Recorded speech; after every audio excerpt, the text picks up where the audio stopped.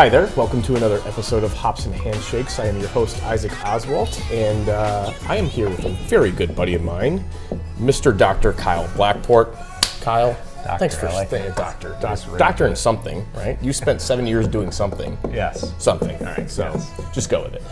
We are at Brew Merchant in Holland. What part of Holland is this? This is not downtown. This is Washington Square. This is like Washington Square. Whole different world. It is a whole different world, but snazzy.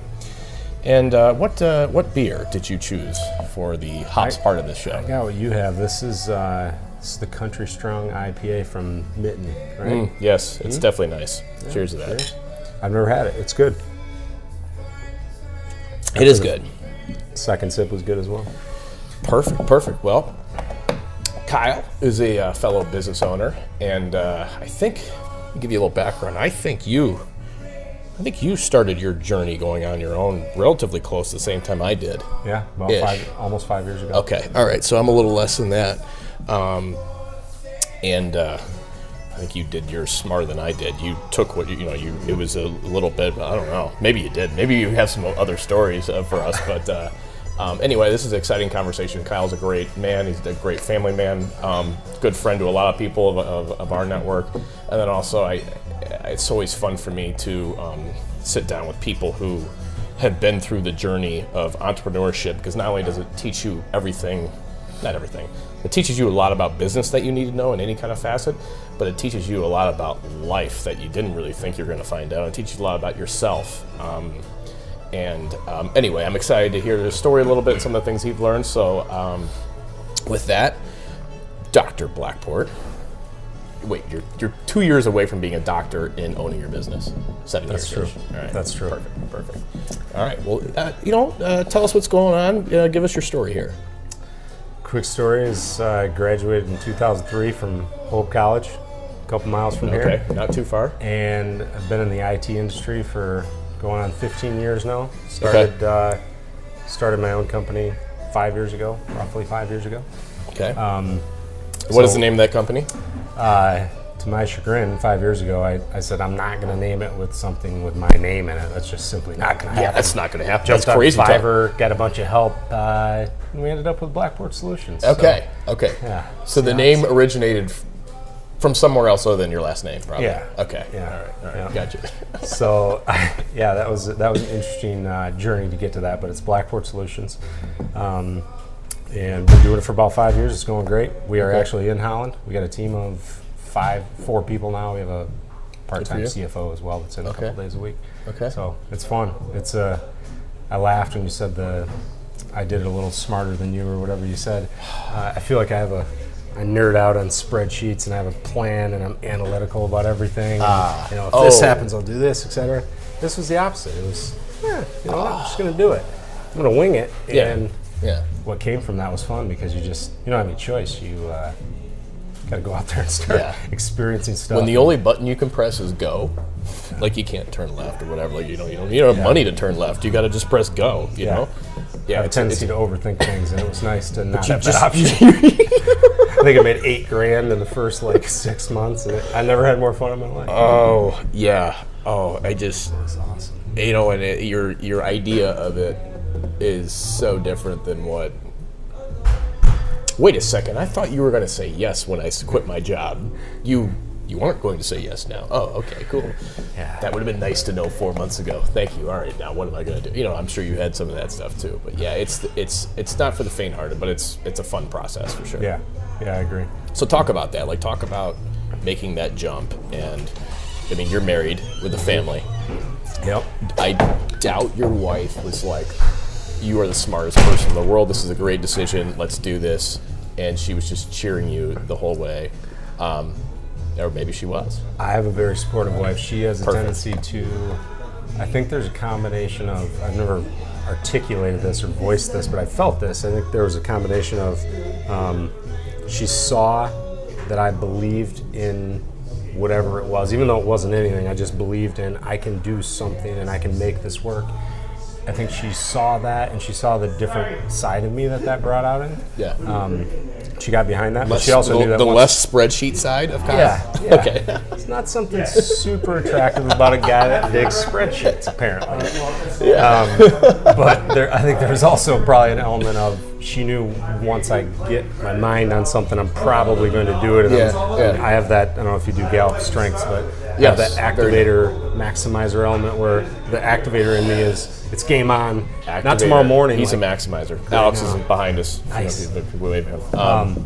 Yeah, he's got the maximizer analytical. That's powerful. And then you have the activator doer. Yep. Perfect. So that started happening, and it was. But I want to bring that because Lauren was the same way for me. Like, Lauren was like, I presented her what seemed like a stupid short-term solution. Like, hey, I'm going to leave this and I'm going to do this. And she was like, yep, you need to do that because there's something about that and whatever, you just have to do that. And back to your point, if your spouse isn't there with you, like, I mean, it doesn't necessarily have to be like the most exciting thing that they've ever heard you say before, but if they're not with you to support, that journey is a lot harder, if darn near impossible. Yeah, for sure. Yeah, so that was huge. That's awesome. That's awesome. I've had that conversation with other people, and that's one of the questions that I eventually. I had it yesterday with somebody. I don't necessarily ask it, but I try to get a pulse on. Yes, is your spouse? You can figure it out. Is your inner circle behind this? Because if they aren't, it's difficult. If they are, it's almost impossible if they aren't. So I was lucky enough. Tana was very supportive. We had a lot of fun. I think part of it, I was more carefree because I didn't have anything to overthink. There was nothing existed. It was just go out there and get it done. So, all right. I found myself just one thing that worked for me was I went out there and I was able to learn what worked, like what everybody was talking about that actually worked, what actually everybody was talking about and didn't work. It was just a buzzword, and then how to. I don't fully understand how all the technology fits together, but I can memorize and I can remember specific people that do understand it at a deep level, talking about what they like and what they don't like, and then being able to pull those resources when need be. Yeah, and insert it into conversations where it was applicable for that, specific party. So that was fun because you have no choice but to get to a certain level of competence about the topic, and I had to do it in a very fast way. And I just did it through conversations and asking people, like I do in any sector, whether it's physical fitness or you want to get better with your personal finances or you want to get better with a relationship, et cetera. You find somebody that's doing it and you ask them if you can copy them and learn from their mistakes. Yeah. And I did a lot of that. So I had a ton of people that were generous with their time. I've mentioned it numerous times before, but it's I'm blessed with the traditional educations and that stuff, and that's valuable in its own right, but it's without a good group of mentors at different stages in their life and working on different things, I would have no idea where to go next, so to speak. And you still need to make that, you still got to take action, even though in a direction that is unclear. That's always going to be, there's never going to be, it's never 100% clear, right? If it is, it's awesome, but you still need that guidance and be able to, go from there. And part of what you're saying is whether you're going to sell something or you're doing a consulting work for somebody, or you're providing a solution based on technology that maybe they don't understand or they don't know how to apply, or they're not big enough in your business. They're not big enough to just go have a complete humongous IT team, but they want to know what the parts and pieces are that work for their business. What entrepreneurship, being successful, truly requires, and I have figured this out in the last couple of years, but then I realized where I've watched some people go down that I know have tried doing things is they weren't that good at listening. And what you're talking about is like I learned, and I'd go home and I'd read a book or I'd read something online, but I had a lot of conversations. And if you're going to remove somebody of their money, you better damn well understand what they want in return. And that requires the 2 ears, right? And so it sounds like you did a lot of that in the early game and still do today. Yeah, I think that's spot on. It's being able to, one of the things with the internet and with technology, I've heard you talk about this before, and is there's a million options out there for everything now, and we have access to everything right now. Sure. But one of the downsides to that is that you can get paralysis by so many options, and and the missing component is someone that can take something, simplify it, and then articulate it in a way that it matters to you and it has an impact for you. So the listening component what you're talking about is huge, because you actually have to, you can't just have a one-way and blurb about the value you bring. You have to get a lot of context from their side before you can even begin to dive into what they're struggling with, what do they care about, because you got to understand their business and their mindset around their business and technology to actually have a voice into that mix. So listening is a huge component. Yeah, it's a huge component, and back to your point with millions and billions of bytes of information, trillions, whatever it is, all the information out there in the world that there is today online, there is still art in the application, right? So it's one thing to decipher all this and like, okay, how do you make it work for me? And how you're going to make it work for me is understanding that person, the me of that, and being able to. So it's almost a distillery of knowledge that will always remain constant from somebody looking at you and saying, okay, Kyle, I understand that all this stuff, I can do this, but just tell me what I need to know.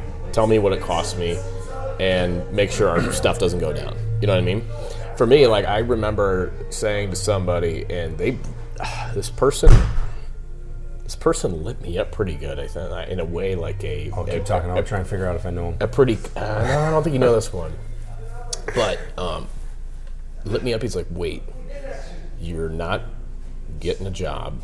You're having business, blah, blah, blah. And I don't know if I've ever said this, but when I left and decided not to pursue any kind of other employment, I had, I think it was $500 a month in revenue coming in, and then 2 months later that contract absorbed, and it was just like, it was not much, right? Obviously that's really hard to make things run from there. And I didn't really know what I was going to sell. I knew the arena. I knew that there was a communication gap with a traditional business, and I knew I was going to figure out how to fit that. But I also knew that you could have all the options here the size of this table. But I also knew that, this business over here might require that guy, and here, I was just going to do a bunch of listening. Like, you've got all these different tools, but I'm not just going to tout out there and be like, I'm this person, or I'm the Twitter guy, or I'm this. Like, and people have done that, and that's fine. But my personality is such of a futuristic, strategic ideation, individualization, and focus.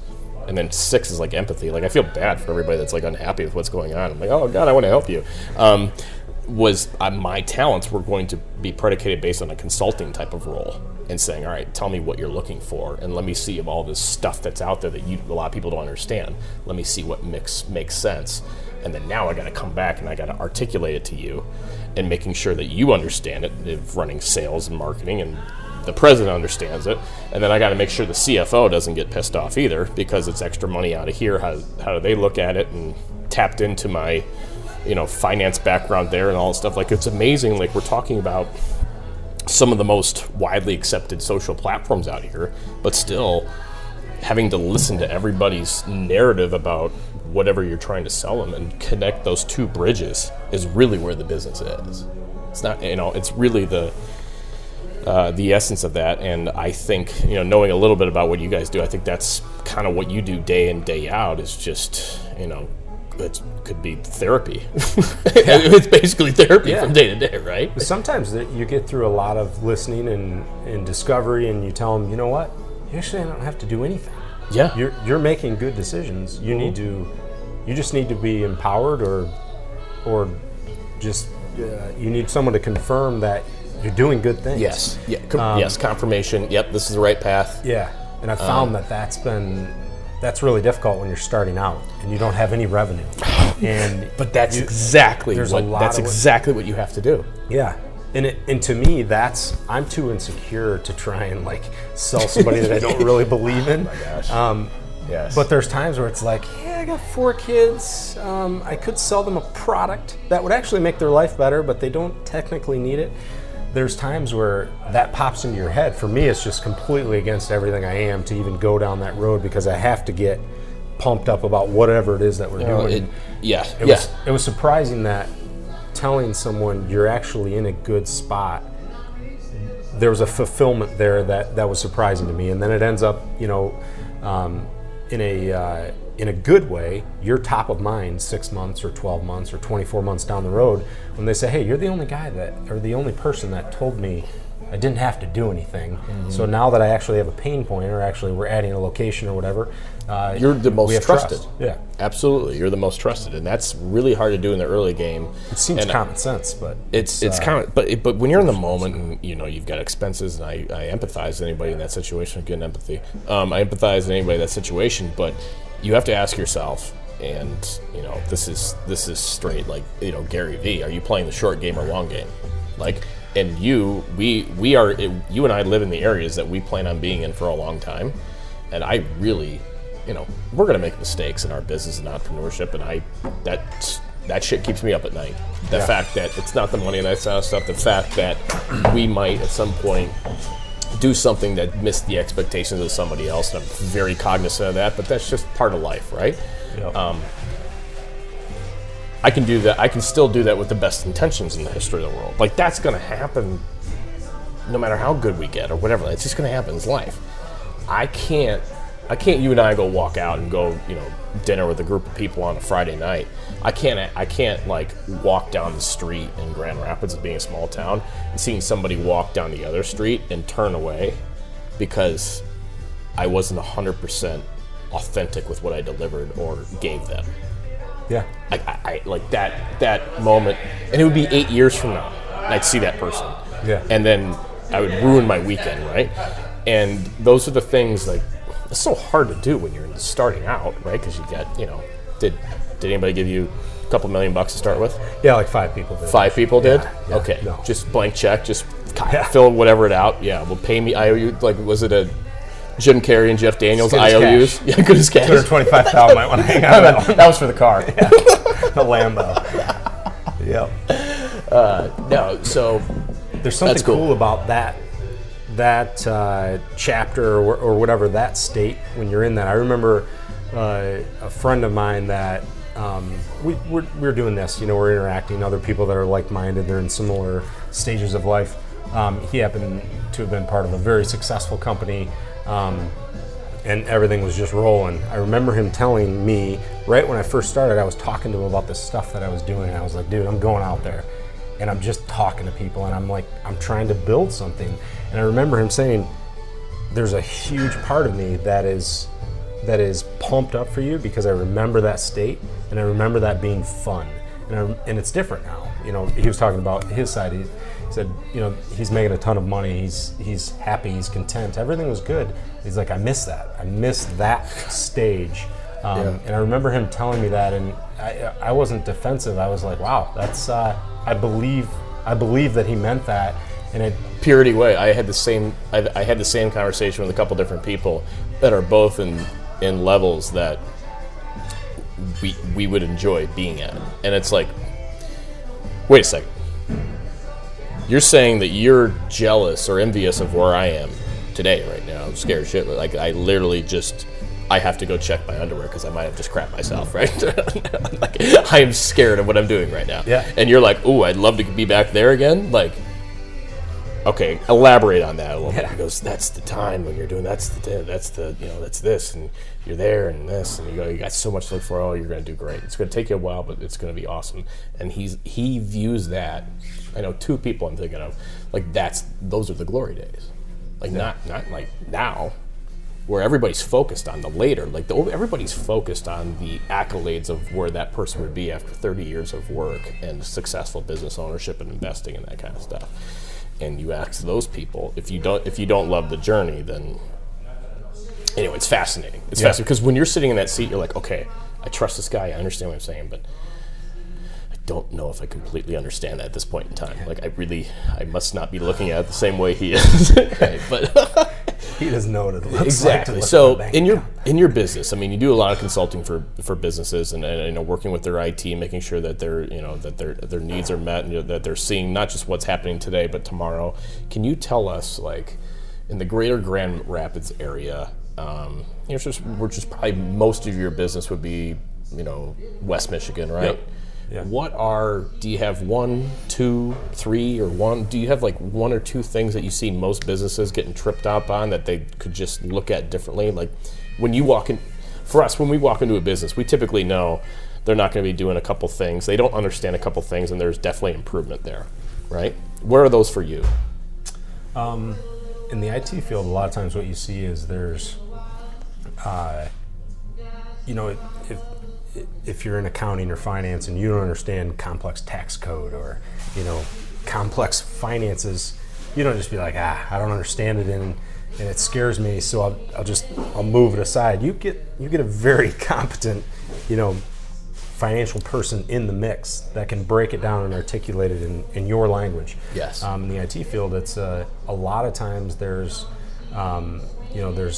leadership at the company that doesn't understand IT technology, and they start to put up barriers in terms of communication with the leadership of the IT department, whether it's the main the main salesperson or the main technology user, or it's the actual IT team. Okay. A lot of times there's not great communication there, so that has the big byproduct of that is that internal communication in companies that we work with. It has a massive impact on their strategy. If you treat somebody like the field goal kicker and you yell at them when they make a miss, but they're basically non-existent the rest of the time. Yeah. You can create an IT strategy that is conservative, that doesn't ever make mistakes, but it also doesn't propel your business. It doesn't use it as a competitive advantage, et cetera. And so some of that's fluffy, but what I'm getting to is breaking down that gap in communication and saying, okay, so you should understand. Number one is just communication for you. The right people are not talking to each other and being open and honest of what's really going on. Just helping them communicate with each other. So helping the How do you do IT that? person. I don't know. I just memorize things. Yeah. I don't know how it actually works. Okay.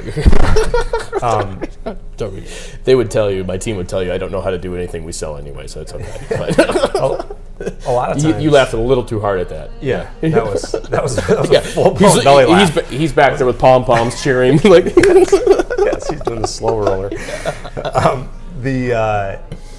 How do we do that? It's different for every company. Sometimes you're dealing with all sorts of personalities, and they're always skill different. sets and Yeah. A lot of times, what we try to do is bring it back to what is the business.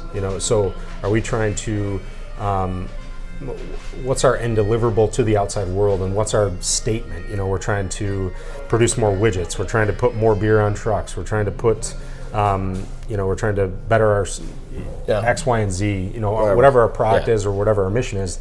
So that becomes a filter for everything with IT. So got it. If we're going to buy this, is it helping us do this or hurting us from doing this? And if it's not, then we don't talk about it. But if it is, then we do talk about it. And you give people filters to run that stuff through, and you also embolden the non-IT people to, a lot of times, leadership that's not technically inclined, or they don't fully understand, because it's very complicated and there's a lot of moving parts and pieces, especially at a large company.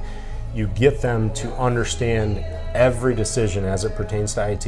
You get them out of the mode of, well, I don't know how to operate it, I don't know how to execute on it and fix it, so I can't be involved in any of the decisions. You bring them into that mix, and you also bring the IT department into their mix of what are we trying to accomplish as a business. And you start to see leadership say, hey, instead of saying, hey, we purchased a company and they got 3 locations in the Midwest and you got 30 days to fire it up, and the IT guy saying, or IT gal, that's impossible. I don't care if I'm fired, that's not possible, we can't do that. You start to get them coming and saying, hey, this is not public consumption knowledge, but we're going to probably purchase a company in Q4, and you give them 6 months heads up, because now you're talking the same language and you're moving in the same direction. So some of that kind of stuff is, I personally don't have a huge role in that. Our team, John and Charlie specifically. Sounds like it's better that way, that you're not a part of that. Yeah. Oftentimes when I get involved, it seems like it clunks it up a little bit. So Sarah works with us in a meeting. Sarah, who works with us, said in a meeting, she's like, I'm like, how'd that meeting go? I didn't go to the meeting. She goes, it went really well. We get a lot more done when you're not there. Hey, props to her. Hey. She can fire that one. Oh, we have a very transparent, honest culture. That's the only way to go. It's it's to the nth degree. But no, that makes sense. I mean, any organization. Somebody said this. Alex, a client recently said this to us. Him and I were talking back and forth, and just look at them and I'm like, hey, it's all communication. Yeah, you sell this and you sell widgets here and you gotta have this, like that, but it's just all communication. It's communication. Companies more and more need to operate as a media company themselves to communicate their message online, and not just with the sales team, but actually communicating that online, in different ways. And then also that communication goes internally and making sure that everybody's understanding, like when you can help a business with their internal communication, they will be astounded by the amount of productivity that can actually happen. Yeah. And then honestly, like, self-worth, job thing, like, somebody people get pumped up. They're a part of something. And they feel heard, and they're a part of the conversation. When you make a decision and you've heard everybody's input, it's one thing to hear everybody's input, make a decision, and then maybe you disagreed with the decision that somebody else made. But like, hey man, at least I contributed. At least I wasn't like stuck in a corner because all I do is this and this and this. I'm not a part of that department. 5 years ago, I would have said, nah, that sounds a little fluffy. Yeah. that I don't believe it's real. in that, but I've experienced. It's so real. Yeah, it's so real to where. Things that we've helped launch inside of organizations that have been ideas for 3 years. Took a lot of work to get the pieces and parts, and because one person might stopgap it because that won't work because of this reason, and this department's this, and then we got them all in a room and we're like, come on, let's go. Tell me everything that you're gonna. This is a safe zone. You can say the owner's ugly. He's fine with it. He's fine with it. Whatever. Just go. And then once we did that, we figured out everybody, and you start mapping it out. It wasn't the easiest thing we've ever done, but now there's some things happening because everybody was heard, and we kind of said, well, if this, then that, all that kind of stuff. You're not in the middle of the interview? No, we are. You can pop in. Hop in. Okay. Introduce yourself. I need a little promotion. There you go. Hey, bud. Okay, I do counseling next door at Harbor Health and Massage. Oh, that's perfect. Good. What is your name? My name is John. John. I'm Isaac Oswald. I drink beer. Perfect. I'm Kyle Blackport. Nice to meet you. Nice to meet you. Can you buy this man a beer on our tab? Sure. Thank you. I can't take it now. Well, you can. All right. Well, take it home with you. All right. I love that. That's funny. The hell are we talking about? Gotcha. I bought a snowblower for the year, and the guy's like, I don't know if you need one that big. And I'm like, yes, I do. He's like, why? I'm like, don't ask a man why. Backpack blower. We bought a house, and we have 45,000 trees in a little area. Then we have a ton of trees, and then backpack blowers. Size of Texas in the background. I'm like, nope, I need that one. He's like, what's the strap? Oh, keep going. What is it? Going. It's I don't know. It's the biggest gas one they had. But do you go towards the neighbors? Because that can be a dicey scenario. Do you blow it straight back into the woods? Do you go into the neighbor's yard? Because they got. So we have a complete. This is an awesome sidebar. So if my yard is this table, your area to the road is all trees, and we're just leaving that bare. That's no man's land, so we're blowing it that way. Here's the problem, it's to the south. It's just complete first world problems. And the wind's always blowing from the south. So if Lauren is smart this year, she'll actually take a video of me blowing leaves into the wind, and everybody should be thoroughly impressed with my intelligence at that level. So at the end of the day, I'm probably going to do it for a couple of years, and then hire some young buck and teach him how to be a capitalist at a young age, and he can use my backpack blower that I overcompensated for and bought. I like but Kingsland Hardware was very happy I bought it, and all the other shit I bought from there. So we digress. Yeah. I have no idea. I don't know if you track analytics of viewers, but they just dropped off. The three people watching this just went down to zero. We did. All right, we're at Brew Merchant. You're Kyle, right? You still Kyle? Okay, gotcha. Okay. All right, perfect. So, little story, little background. Technology, IT, how does it fit for me? Your business is not it's not the IT part. It's tell me how it fits and works, and tell us all how we fit together. I mean, it's consultative through the roof, right? You agree with that, right? Yep. All right. So, what is one thing, and it could be through entrepreneurship, or it could be having. I mean, you have a family and four kids. 4 or 5. 4 or 5. 4. I'm 5. Oh, you're 5. Yeah. Well, you're 4.5 then. 4.5. You're half. That's true. Do you get to claim me on your taxes as a kid? I don't know. I got a guy for that. That sucks. All right. So, tell me, like, through all of this, because, tell me what you've learned that you think, well, like one thing or two things or whatever that you think anyone could benefit from. I mean, like a life skill or something that you didn't know, or something that you learned about yourself, or something that you thought was X, but it was actually Y, and it was a part of, you probably learned that maybe in the last 5 or 6 years, a part of your journey here. I would say that people are drawn to people that have come alive, for lack of a better way to say it. People that are engaged, they're turning on, they're turning up, and Energy is a real thing.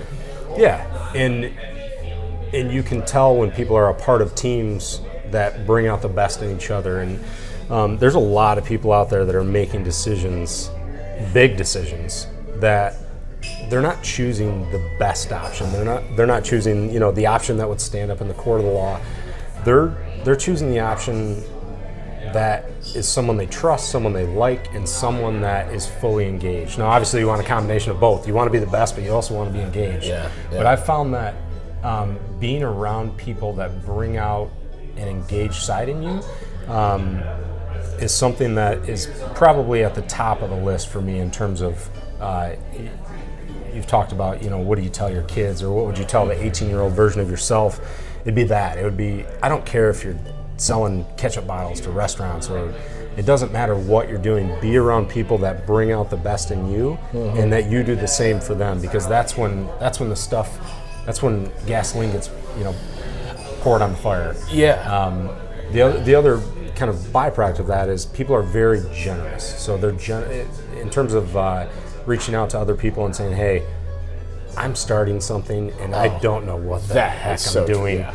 I got to do the basics. Like, I got to have more revenue than expenses, et cetera, but I need help figuring out how to navigate this. People are very generous with their time and their experience and their advice, et cetera, and in a way that it makes you want to do that for other people when you're in that spot. So I mentioned combination that, of that, I think is the best. So it's always the network, right? And I have a few friends. Alex says to me, he goes, "I feel like you know everybody." And I'm like, "That's not true." But you and Grass Ice. I purposely. No. Well, we make quite a tandem. He's not quite as tall as I am, but we make quite a tandem going back. No. Or it's funny. Yeah, no, definitely You're not. that, Grass? Definitely not. Definitely not. But it's first of all, it's our personality though. I suffocate not meeting people, being around that energy, that kind of stuff. And part of it's who I am. Part of it's almost like, this is the wrong word, but it's almost like your combat drug to the insecurities that lie in your head when you're grinding and it's really quiet and lonely. So one of the best books that was given to me by a member, or by a mentor, that I read right when I started, I read it a long time ago. It's by Felix Dennis, and it's called The Narrow Road. And it's every want-to-be entrepreneur needs to read that book, and it's true. You think this, it's that. You think this, it's that. And he even wrote that before the social media doctoring up facade of entrepreneurship and how sexy it is. But anyway, it's intoxicating it's good to be around people that are doing the same thing, or that are asking questions that you're asking yourself, right?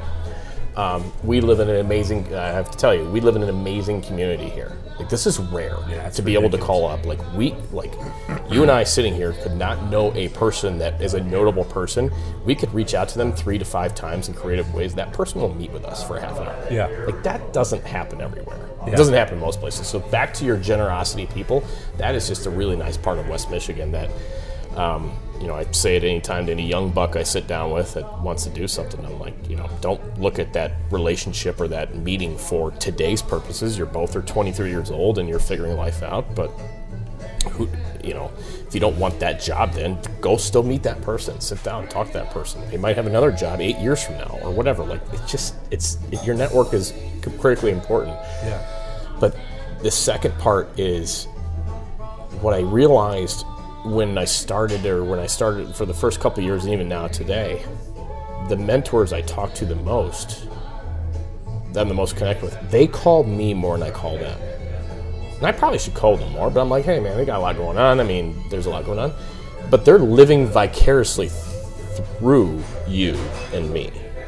Back to your statement earlier, how some people have told you that they missed that journey.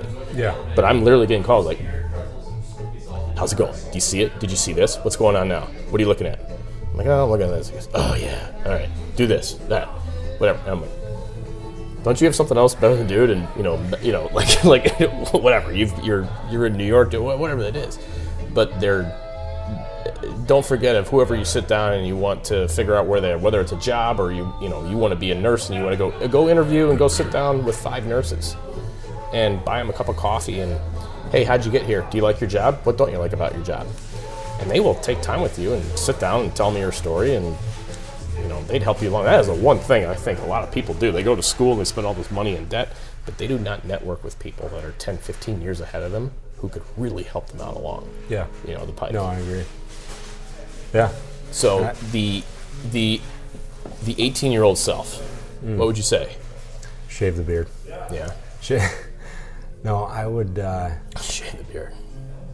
But it makes you feel manly though, doesn't it? It's got to count for something. Close to manly as possible. Does your wife like it? I think she does. You think she does? Yeah. Have we asked? We've asked. Not lately. It's gotten a little out of control lately. You can't ask with 3 days of stubble. That doesn't count. And they'd be like, yep, she likes it. That's true. Yes. Because you're like preparing for Santa Claus here if you keep going. Yeah. Yeah. Crimson. Yeah, it's okay. There's dice in 18-year-old self. I would say stick with it, and the people matter way more than anything else. And I would just kind of what I was thinking about when you were talking about how there's a lot of people out there being generous and being mentors and willing to be mentors, etc. We've received a lot of that. I know you have. I have as well, and we're going to someday hopefully be able to return that favor. Yeah. I feel like it's the right of code. It's just kind of a pass through, and that's a very contagious thing as well. We haven't talked about that, but that when you give an open ear, you give like, yeah, I'll take your meeting. We're all set. But I had a lot of people that were all set that took 20 minutes of my time. So I'll take the meeting as well. I feel like that's a very contagious and generous thing that's unique to this community. That is something that I would tell myself, my 18-year-old self, to leverage that in a good, genuine, clean manner. Not in a conniving manner, but just in the end, it's about people. There's enough products, there's enough technology, there's enough everything out there. Yep. It's about people, and there's going to be bad days and there's going to be good days, and you're going to need people. Yeah, and they're going to need you. Internet and technology included, it's still somebody. There's still a human being on the other side of that phone or computer or whatever, and it's still going to come down to, that emotional side for sure. And my 18-year-old self would say, "Yeah, that sounds like a bunch of fluff." Well, yeah, but I see it happen in organizations now to where they're making decisions just staring at that spreadsheet only, and they're not looking at the people that they have out there. Like if I get those people, you got 15 people out here that are not motivated but talented and they're not connected together, like if you can figure out in the next 6 months how to get them bound together, purposeful, in the seat that makes sense for them, and equity, and they're they've not equity to sell, but they feel like they've got a piece of something and they're put to a task and they're going to charge forward, like it's going to make your spreadsheet look stupid if you empower the emotional side to that core group who really at the day just wants to mean something. Yeah. For many reasons, right? So to me, it's like, I looked at it's too much of like, I'm a very solid math mind, and I P's and Q's and margins, and I don't want to do that because of the margins and this and that and that, and it's like, dude, you can figure out all that crap based on being meaningful to a group of people. Big or small, big group of people, being meaningful to them. You can figure out how to make the math work, to take care of yourself and do the other things that you want to do in a very honorable way. But you got to be meaningful first. And for me, I had to get back to kind of what I'm naturally good at and what I naturally hated. I spent a year learning how to trade stocks, like options and, plug hold, like all that stuff like that. Like mathematically, I'm good at that. But there's people like Brad Ward is brilliant at doing something over and over again every single day. Golf. That's why he's so good at golf, because he can sit there and hit 400 pebbles a day and be perfectly content. I'm like, I'm bored. Starsky's bored. I'm like, I need some other object, right? So I think however you're going to be meaningful to people, and then predicate on something of value, has to be like natural back to your talents, which you mentioned Strength Finder 2.0, which I'm a hot button on for sure. So do you feel like what you do now is definitely into your talent sphere of like where you feel like you're strong at? Yeah, I think so. And I think it's easier for me to, when something's not working, it's easier for me to realize, okay, you're operating out of your basements, or you're actually using that strength in a bad way. It's giving me words and an ability to articulate something that I felt all along. I just didn't know how to identify it. I kind of asked myself, I'm like, all right, do you just suck at this, or are you just not, and you need to get better? Putting? Or are you talking to something specific? Or? No. I got another question. I got another question for you though. But like, do I suck at this task that I need to get better at? Or is this just completely out of my sphere? Like, they didn't ask Spud Webb to work on his post hook, right? Yeah. Like, I mean, LeBron James, I don't know if he'd be a really good curler, I don't know, right? So like, you got to put yourself in the right situation, right? And more, I'm finding myself like trying to punt those things. And be like, I shouldn't be doing that, or I should work. It's easier to do as you get bigger in the scale and stuff like that. But it's hard though when you start doing everything. When you start out doing everything, you got to be very creative with that stuff. But as you shape and the business shapes, and you want a business to create. I mean, if you're building a business today, building a business today, you really should be doing only the things that you're really good at, and then it will be fun for you. You'll enjoy it. Therefore, you'll do it more, you'll get better at it. And when you do it more, you'll get better at it, and you'll enjoy it, and you'll enjoy that you're good at it, and it'll be a self-fulfilling prophecy. But there takes a lot of, you have to humble yourself and understand, like, I'm not good at this. I'm not good at that.